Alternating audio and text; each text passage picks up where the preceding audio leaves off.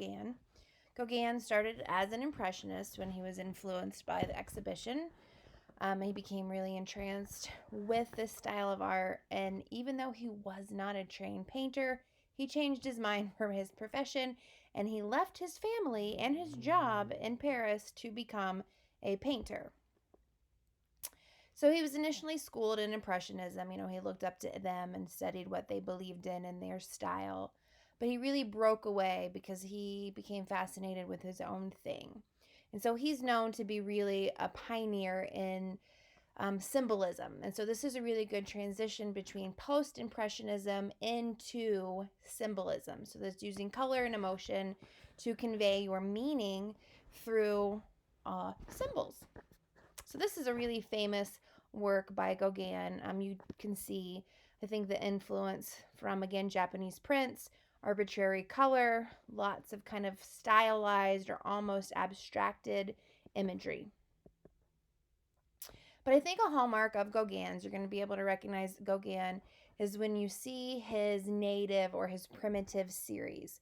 Once he left his family and his job, he eventually moved to South Pacific Islands and kind of hopped around and used the natives as his primary source of inspiration and his subject matter. He actually ended up marrying one of these younger girls, which is a whole other story.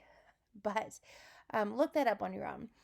So his style truly evolves into something that we called Primitivism, which is still under that umbrella of post-impressionism.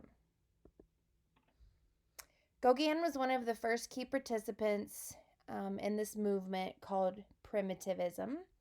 Really, he was looking for less industrialized cultures, and he specifically, like I mentioned, went to these island nations and looked for their way of life, their colors, their inspiration for his compositions and his stories.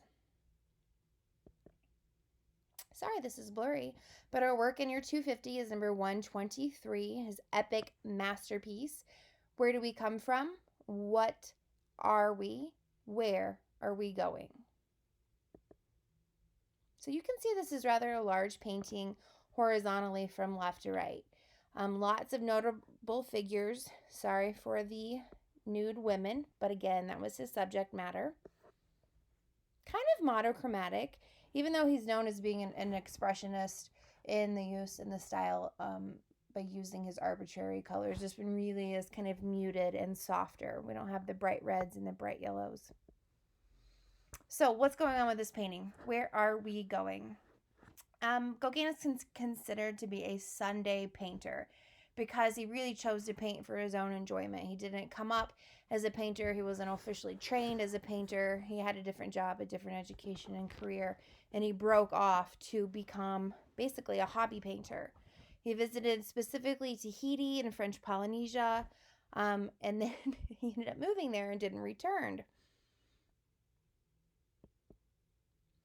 So the next several slides in blue, just for saving time, you are certainly welcome to pause and read these on your own. I have just done screenshots from the essay posted on the Khan Academy website where we get a lot of our information, and I was going to read this to you, but then the video would be too long and I wouldn't be able to publish it. But I encourage you to read these, kind of break them down, take your time, and it talks about each of these scenes.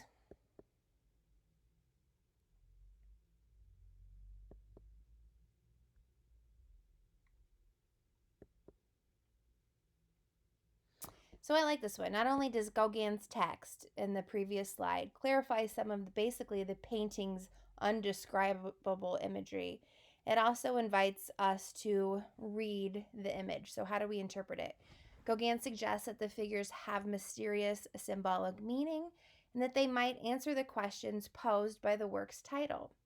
And in the manner of a sacred scroll written in an ancient language, the painting is to be read from right to left, from the sleeping infant, where we come from, to the standing figure in the middle, what are we, and ending at the far left with the crouching old woman, where are we going?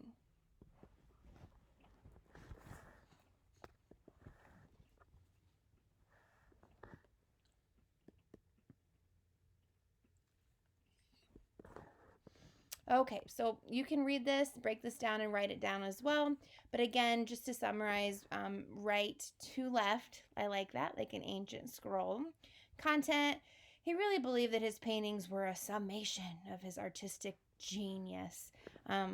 He had an interesting life. He's definitely not my favorite artist because of his character. And again, you can look that up on your own.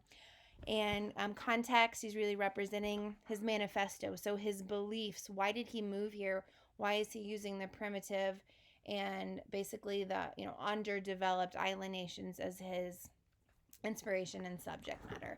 And just to refresh, he was the man who lived with Van Gogh for about a year in the south of France, who kind of, quote, broke up with Van Gogh and moved away to the islands. And so that's who I was referring to when we spoke about Van Gogh and his ear cutting issue. So just to summarize, post-impressionism, the big umbrella. Primitivism is Paul Gauguin's take on post-impressionism.